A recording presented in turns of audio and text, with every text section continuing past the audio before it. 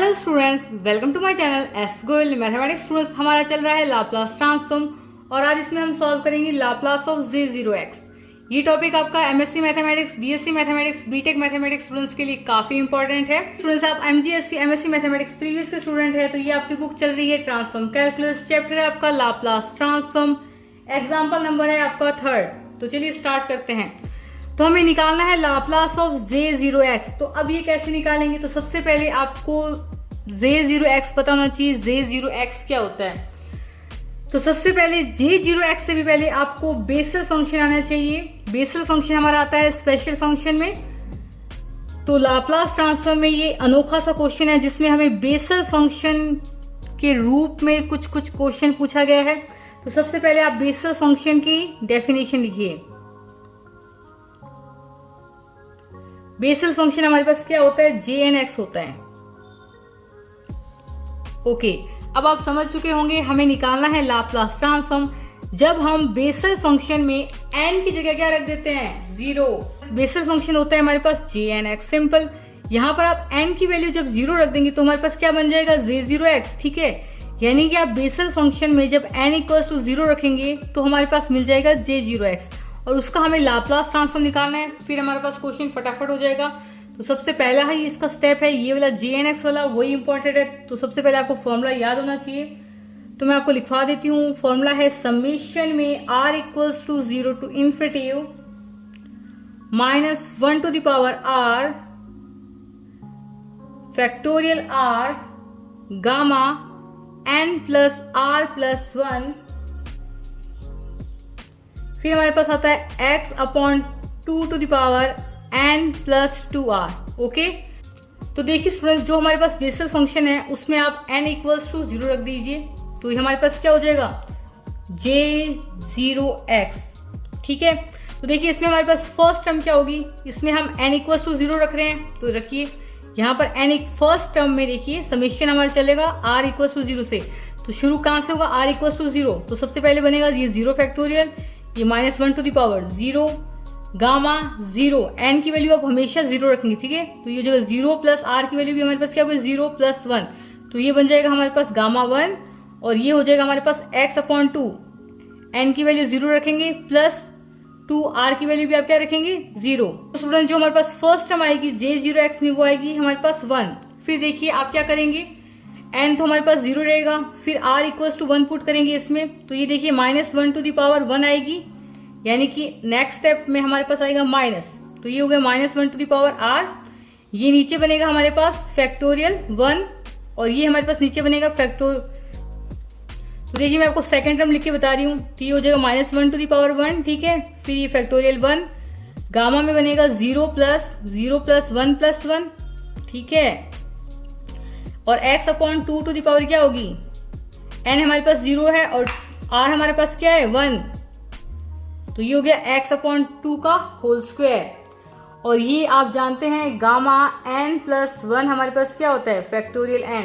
तो उस हिसाब से आप इस 1 को n मान लीजिए, ठीक है। ये हो गया n + 1, तो ये हो गया हमारे पास फैक्टोरियल 1। तो बचा हमारे पास क्या? एक -1 to the power 1 -1।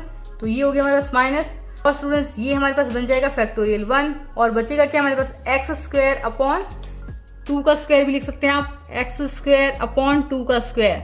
ओके, इसी प्रकार इसको आप आगे सॉल्व करेंगे तो ये हमारे पास बनेगा प्लस में x4/2 का स्क्वायर 4 का स्क्वायर माइनस ये होगा हमारे पास, पहले माइनस आ रहा है फिर प्लस आ रहा है फिर माइनस आ रहा है फिर इसके बाद में क्या आएगा? प्लस आएगा। x⁶, ये हो गया हमारे पास 2² 4² 6²।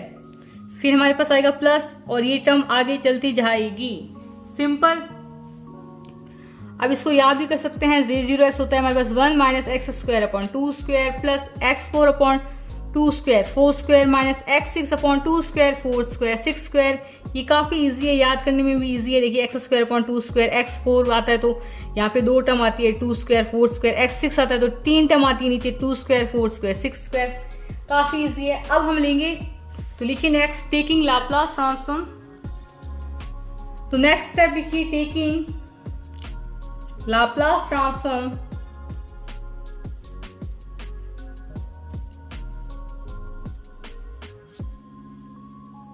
Of both the side.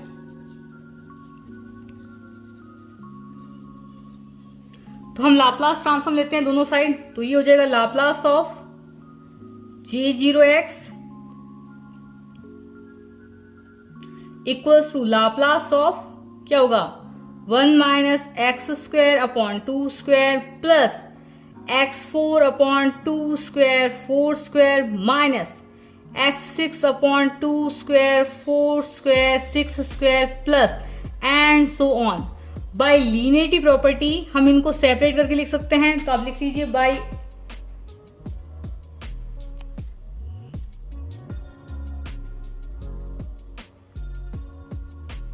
अब नेक्स्ट लिखेंगे बाय लीनियरिटी प्रॉपर्टी हम इनको सेपरेट करके लिख सकते हैं, यानी कि आप इसको इस प्रकार लिख सकते हैं। कैसे लिख सकते हैं अभी आपको बताते हैं।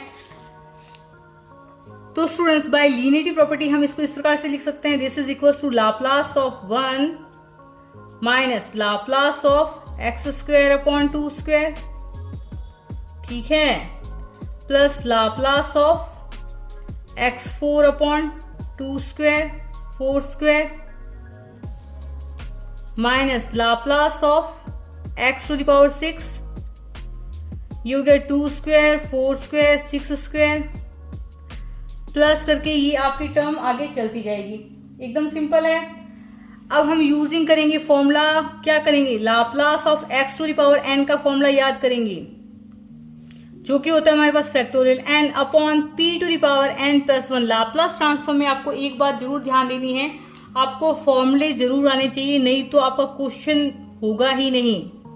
यदि आपको फॉर्मूले याद नहीं होंगे तो क्वेश्चन आपका होगा ही नहीं। तो आपको लाप्लास ट्रांसफॉर्म के सभी फॉर्मूले याद होने चाहिए और काफी इजी फॉर्मूले हैं। तो हमारे पास क्या आएगा, दिस इज इक्वल्स टू, ये हमारे पास चल रहा है लेफ्ट हैंड साइड में लाप्लास ऑफ J0x। तो फॉर्मूला लगाते हैं, Laplace of x to the power n हमारे पास क्या है, factorial n upon p to the power n plus 1। तो लाप्लास ऑफ 1 क्या होगा, वैसे लाप्लास ऑफ 1 तो 1 अपॉन p होता है, फॉर्मूला ही है, लेकिन फिर भी इससे देखते हैं कैसे होगा। लाप्लास ऑफ 1, तो यहाँ पर students x to the power 0 होगी, है ना, x टू द पावर 0 होगी, तो ये हो गया 0 फैक्टोरियल अपॉन ये p to the power 0 plus 1, यानी कि 1 अपॉन p आएगा। तो फर्स्ट आया हमारे पास 1 अपॉन p माइनस ये 1 अपॉन 2 स्क्वायर कॉन्स्टेंट है, इसको मैं बाहर ले लेती हूँ, ये हो गया हमारे पास 1 अपॉन 2 स्क्वायर।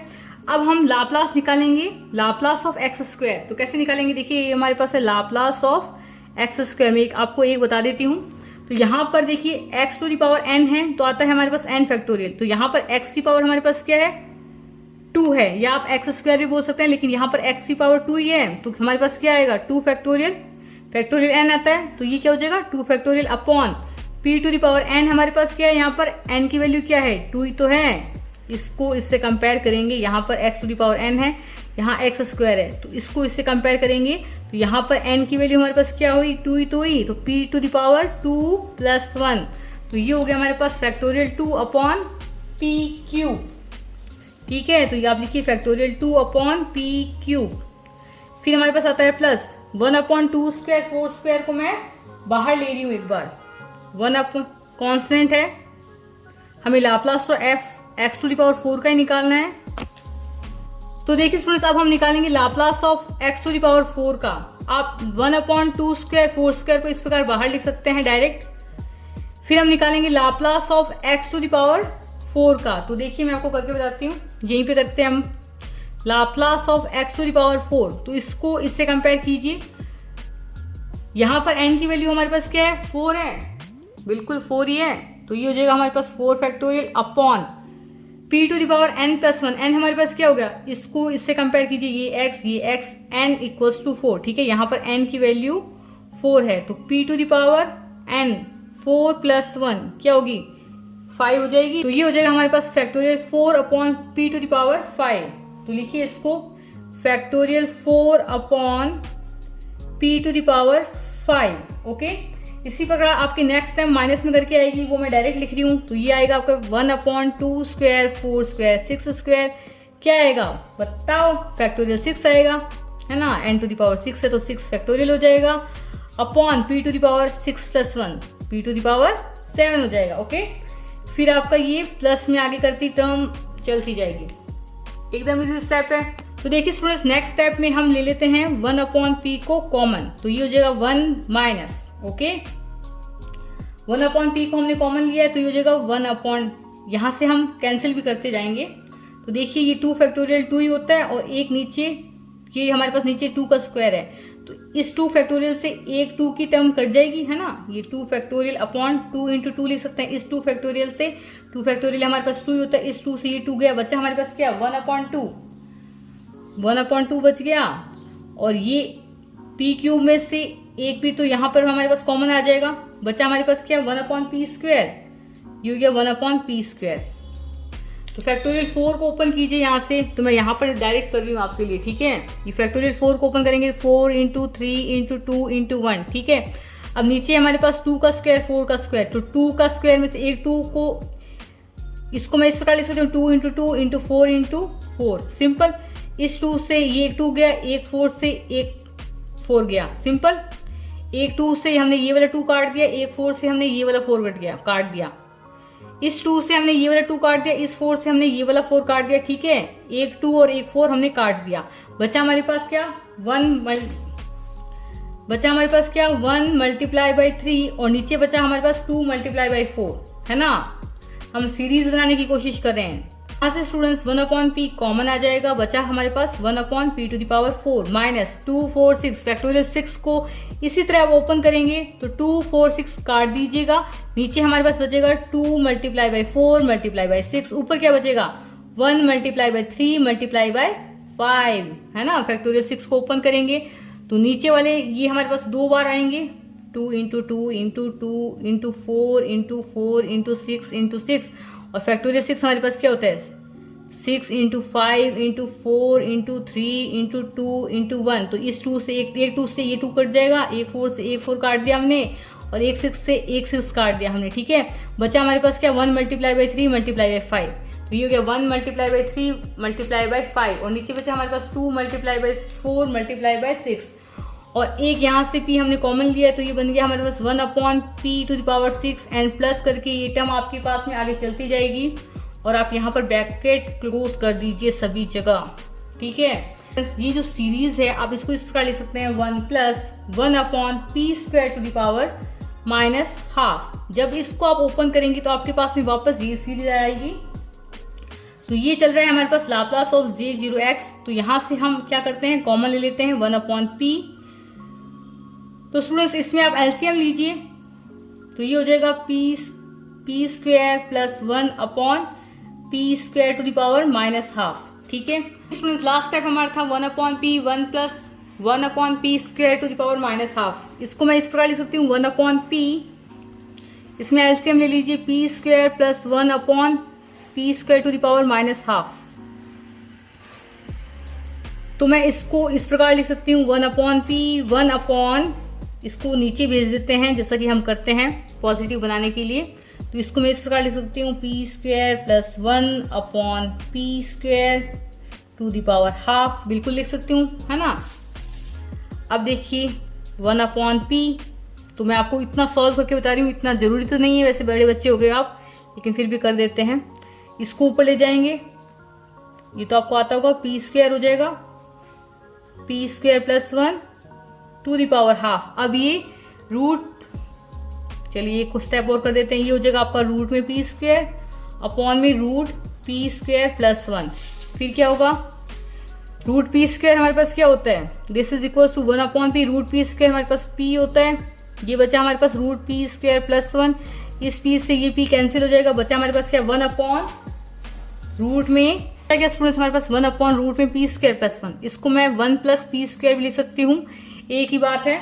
तो लाप्लास ऑफ J0x आपका हुआ, लाप्लास ऑफ J0x होता है हमारे पास 1/√1 + p², ये आपका फाइनल आंसर है। तो काफी इंटरेस्टिंग क्वेश्चन था और काफी इजी क्वेश्चन था।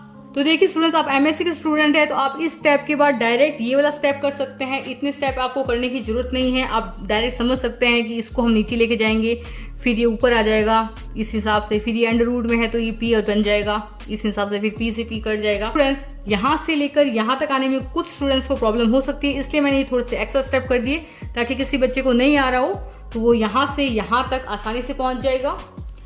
आई होप आपको ये वीडियो पसंद आया होगा। यदि वीडियो पसंद आए तो लाइक जरूर करें, कमेंट जरूर करें and subscribe to S Goyal mathematics. आपका रिस्पॉन्स काफी अच्छा रहा है, उसके लिए थैंक यू।